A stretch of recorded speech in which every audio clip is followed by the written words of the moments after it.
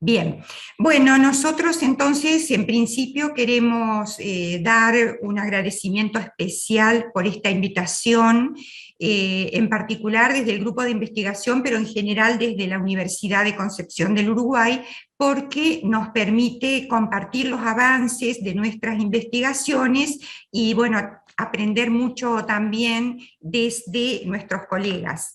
Lo que vamos a exponer, lo que voy a exponer en realidad es un trabajo cuyo título es Estrategias de aprendizaje para la enseñanza virtual en el primer año, es decir, especialmente para alumnos ingresantes, y en mi caso particular lo apliqué en la Facultad de Arquitectura y Urbanismo de la Universidad de Concepción del Uruguay, porque soy docente allí de matemática en el primer año, matemática 1 en el primer cuatrimestre, matemática 2 en el segundo. Este trabajo surge, se realiza en el marco de un proyecto de investigación que fue presentado en la convocatoria 2020 y aprobado por resolución en la universidad para ser ejecutado desde febrero del año 2021. El título del proyecto es Diseño y aplicación de estrategias de aprendizaje en la enseñanza desde la orientación educativa al docente. Bueno, el objetivo es focalizarse un poco en todos esos aspectos que generan algún tipo de conflicto y evitan el éxito académico de los alumnos del primer año. Sobre todo en un contexto de pandemia donde la gran diferencia para nosotros fue transformar la enseñanza presencial en enseñanza virtual, así de un día para el otro, sin una transición que nos permita por allí habituarnos a todos esos cambios, tanto a los docentes como a los alumnos. Los integrantes del proyecto somos varios profesores de diferentes facultades de la Universidad de Concepción del Uruguay. Como ustedes pueden leer allí, tenemos la Facultad de Ciencias Médicas, perdón, sin querer toqué, la Facultad de Ciencias Agrarias, en mi caso es la Facultad de Arquitectura y Urbanismo. Tenemos también un docente colaborador, el doctor José Perdomo Vázquez, de la Universidad Marta Abreu de las Villas de Cuba, y bajo la dirección de la magíster Blanca Franzante. Ella también es docente y colaboradora de la Facultad de Ciencias de la Comunicación y la Educación de la Universidad de Concepción del Uruguay, es decir, todos pertenecemos a distintas carreras de diferentes facultades dentro del ámbito de la universidad. La estrategia metodológica que guió nuestro trabajo es la investigación, acción, participación. En realidad lo primero que queríamos era investigar un poco el perfil de nuestros alumnos, las características que ellos tenían. Recibimos alumnos de diferentes regiones, tenemos alumnos que son egresados de colegios de nuestra ciudad. También tenemos alumnos que vienen de ciudades cercanas como Colón, Concordia, Gualeguaychú. Tenemos alumnos de otras provincias, ya que UCU tiene centros regionales, por ejemplo, en la ciudad de Rosario o de Santa Fe, entonces también vienen alumnos de diferentes provincias, y además agregamos la complejidad de los alumnos extranjeros, porque nuestra ciudad está muy cerca de Colón, Colón está enfrente a Paysandú, que es República Oriental del Uruguay. Entonces también tenemos muchos alumnos uruguayos que vienen de un liceo con características muy diferentes a la enseñanza secundaria nuestra. Entonces la idea era investigar un poco el perfil sociodemográfico de los alumnos y después ya introducirnos en lo que es las estrategias, los contenidos previos y todo ese bagaje que trae el alumno cuando ingresa a un primer año del nivel superior. Entonces, nuestra primera etapa fue un diagnóstico inicial, aplicamos el cuestionario de María Tresca, que describe justamente estrategias y recursos para aprender en la era digital, es decir, en toda esta transformación que tuvimos de la presencialidad a la virtualidad. Tenemos también en matemática alumnos recursantes que tal vez cursaron en 2018 o 2019 de forma presencial y ahora debían hacer el cambio y adaptarse a todo lo que fue trabajar a través de Zoom, de Moodle y demás. Ahora después voy a comentar en las próximas diapositivas el resultado de ese cuestionario que nos dio la materia prima para iniciar el plan de acción, es decir, cómo hacer para fortalecer todo lo que el alumno traía y para incorporar, enseñar o mejorar todo lo que el alumno no poseía. Desde las prácticas docentes, siempre persiguiendo optimizar el aprendizaje de los chicos. Todo lo que nosotros fuimos diseñando e implementando, siempre lo sometíamos en reuniones del equipo a una evaluación, porque yo trabajaba en la Facultad de Arquitectura, pero una compañera trabajaba en la Facultad de Ciencias Agrarias, en Ingeniería Agronómica, otro de los compañeros trabajaba en una asignatura de la carrera de Medicina, entonces cada uno debía adaptar el bagaje de estrategias que teníamos a el contexto de su cátedra y de su facultad. Y siempre apuntamos a la mejora continua siguiendo las teorías de calidad y tratando de continuar lo que se denomina el círculo de Deming, es decir, hacer un plan, ponerlo en acción, chequear, verificar, validarlo o si hace falta corregirlo, mejorarlo y empezar a actuar nuevamente.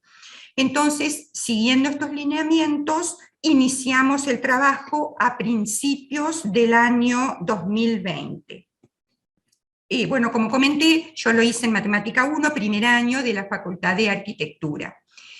Como ustedes observan allí, el gráfico que yo puse es, digamos, el resumen de los resultados del cuestionario de Tresca que tuve como respuestas desde mis alumnos. Cada uno de mis colegas tiene una herramienta semejante con los datos que pudo recabar desde su grupo áulico. El cuestionario, como dije en un principio, tiene dos partes. Una primera parte, que es el análisis sociodemográfico del alumno. Queríamos saber de qué secundario era egresado, queríamos también saber qué orientación tiene ese secundario, si el alumno trabaja o no, si el alumno vive con sus padres, si el alumno se trasladó a Concepción del Uruguay y alquila solo un departamento, si es casado, si tiene hijos, es decir, todo el contexto para describir cómo es el grupo de alumnos que contábamos. La carrera de arquitectura es una carrera muy demandante, ellos cursan desde las 14 horas prácticamente hasta las 20 y posteriormente tienen numerosas entregas de láminas, maquetas, lo que insume mucho tiempo de trabajo. Por lo tanto, teníamos un solo alumno que trabajaba, la mayoría eran chicos entre 18 y 21 años, la mayoría vivía con sus padres, algunos habían alquilado un departamento, en fin. Explico brevemente esto porque después vuelve a surgir este tipo de contexto en las escalas que se presentan en el diagrama. Si ustedes observan aquí, van a ver que en el diagrama de barras aparecen los percentiles en los cuales nosotros fuimos calculando dónde están posicionados nuestros alumnos. Aunque parezca mentira, la escala que dio menor percentil fue el uso eficaz de la tecnología. En el primer momento, bueno, a mí me pareció muy extraño, pero después, confrontándolo con otros gráficos, vimos que todos teníamos la misma realidad. Lo hablamos en las clases virtuales con los chicos, y bueno, nos explicaron que ellos manejan redes sociales, etcétera, etcétera, pero que no están muy acostumbrados a utilizar esto para el proceso de aprendizaje, para estudiar. Entonces, por ser el percentil más bajo, decidimos trabajar sobre esa escala y también extendernos en el primer cuatrimestre y abordar un poco la segunda escala que tiene que ver con vida saludable. Dentro de las preguntas que incluye el cuestionario de María Tresca, aparecen preguntas como, por ejemplo, si el alumno respeta las comidas, si cada vez que va a cursar tiene en cuenta de almorzar primero, de desayunar primero. Bueno, muchos chicos responden que no, que los tiempos áulicos y de las entregas hacen que ellos descuiden ese aspecto. También dejan de lado la actividad física, que si bien parece un aspecto secundario según la visión de los alumnos, es muy importante porque también pesa a la hora de estar concentrado y motivado y tener éxito en lo que es el estudio, el aprendizaje, la preparación de un examen y demás. Entonces, estas dos escalas, que fueron las más deficitarias, podríamos decir, decidimos trabajar primero. Si bien la mejor de las escalas fue el lugar de estudio, esto también se vinculó un poco con el perfil sociodemográfico, la mayoría de los chicos contestaron que sí, que tenían un ambiente acorde para estudiar, que podríamos decir, encerrarse en algún lado, que lograban tener concentración, que no haya ruido, etcétera, etcétera. Si bien acá nosotros no podemos influir, pero vemos que darle alguna recomendación es importante y tampoco es una de las peores escalas. De todas maneras, Tresca considera que por arriba del percentil 85 estaríamos en un punto óptimo, y ninguna de las escalas llegó al percentil 85, la máxima podríamos aproximarla a 76. Bueno, en el medio hubo otras escalas, como la lectura comprensiva, la memorización versus comprensión, es decir, si el alumno no entiende un tema, insiste, persevera hasta que lo comprende, o se desmoraliza, lo deja de lado y sigue con otro tema. Sabemos que esto es muy perjudicial para la matemática, porque los conocimientos son jerárquicos. Si yo no entiendo qué estoy haciendo con una función, no la puedo aplicar como modelo matemático y tampoco puedo calcularle un límite, derivarla, etc. Entonces, es importante hacerles ver que cuando un tema es difícil deben buscar ayuda en sus compañeros, en los profesores, y de alguna manera salvar ese inconveniente, porque de lo contrario eso genera después dudas mayores en temas posteriores. Y bueno, más o menos entonces esas son las escalas que logramos en el cuestionario de María Tresca, que nos guió para iniciar el trabajo y diseñar la primera parte de nuestro plan de acción, que fue atacar en el primer cuatrimestre estas dos escalas de menor porcentil. Bueno, acá pongo esto a manera de ejemplo, sí que no se debe leer mucho, pero no lo quería achicar demasiado, pero tampoco lo podía agrandar más porque quería que se vea más que nada como algo global. La primera tarea que le dimos a los chicos fue Perdón, generar Adriana, nos ¿sí? quedan 3 minutos. Uy, un mapa conceptual. Bueno, como ustedes verán, esto no es un mapa conceptual, dista mucho de serlo, pero nos permitió analizar cómo los chicos ubicaban los conceptos y cómo los vinculaban entre sí. De todas maneras, no habíamos enseñado exactamente qué es un mapa conceptual, por lo tanto lo tomamos, lo corregimos y lo devolvimos, haciendo hincapié en los contenidos, si estaban bien incorporados, y a su vez si los tenían bien vinculados. Luego se les dio una tarea 2, que fue el aprendizaje autónomo de funciones trascendentes. Eso lo resolvieron ellos totalmente, y les pedimos que al final del cuatrimestre hagan una encuesta, hagan una exposición, utilizando una herramienta cualquiera que les permita incorporar tecnologías, un Prezi, un PowerPoint, etc. Entonces, al final del cuatrimestre se hizo la puesta en común. En principio habíamos destinado una clase, pero bueno, era la última clase del cuatrimestre, así que hicimos instancias posteriores para que ellos se expongan, y realmente se motivaron muchísimo. Algunos chicos, viendo el trabajo de sus compañeros, pidieron ampliar el suyo. Todo esto, las tareas y las consignas se daban por Moodle, y ellos después a través de un foro compartían en Moodle, así que todo el grupo lo podía ver, y les explicamos cuáles eran las falencias, y en el segundo cuatrimestre volvimos a pedir un mapa conceptual, también hecho con alguna herramienta tecnológica, sobre la derivada. No quiero mostrar los resultados, estuvieron mejor, algunos alumnos lograron comprender qué es un mapa conceptual, otros no, pero igual de todas maneras sirve para asociar los contenidos.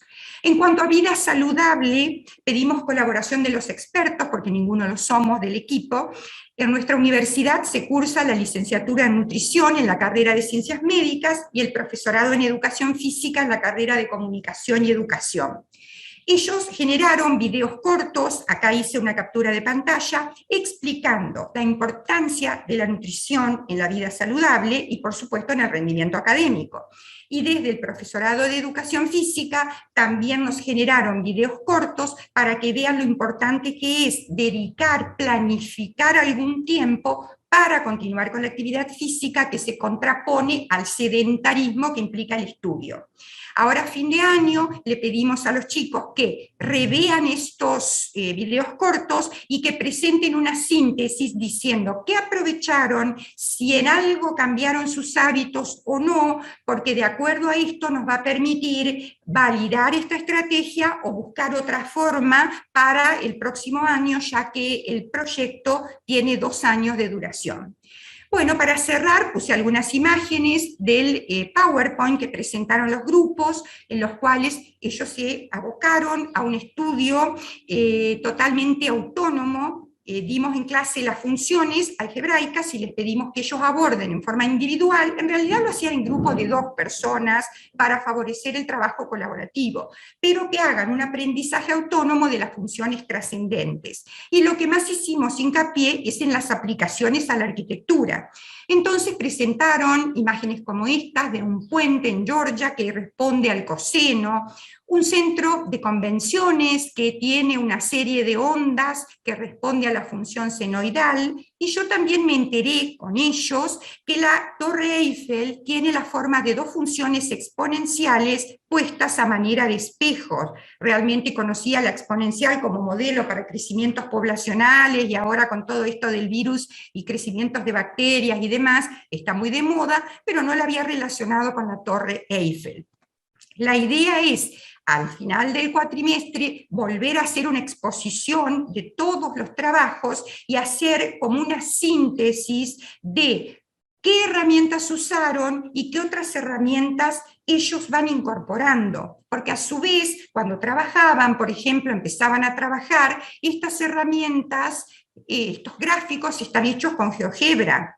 Y ese es digamos, es el software que nosotros les sugerimos. Pero ellos incorporaron otros software free, algunas applets de Java, algunos alumnos inclusive trajeron al aula virtual, el Photomath, que saca si uno escribe la ecuación o la función con letra clara, uno saca una foto con el celular y el celular te resuelve la ecuación o te grafica la función. Es decir, que no solamente incorporaron las herramientas que nosotros habíamos sugerido, sino que también trabajaron herramientas propuestas por ellos. Y también lo importante es que incursionaron en la búsqueda de información confiable en bibliotecas virtuales, en el repositorio abierto de nuestra universidad, como para que ellos aprendan también a buscar información de la que puedan ampliar sus contenidos más allá del material de cátedra que está publicado por la editorial de la universidad, que les permita ampliar su estudio, su forma de estudiar, sus conceptos, pero que sean fuentes confiables. Creo que trabajamos muy bien el tema de la incorporación de las TICs al aprendizaje, pero todavía tenemos la duda de qué habrá pasado con la vida saludable.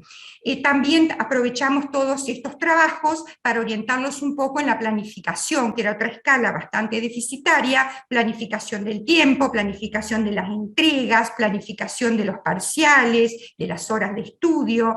Y bueno, el año que viene haremos una nueva puesta en acción de todo esto para comparar y para poder validar o modificar y corregir todo lo que no resultó como teníamos pensado. Muchas gracias.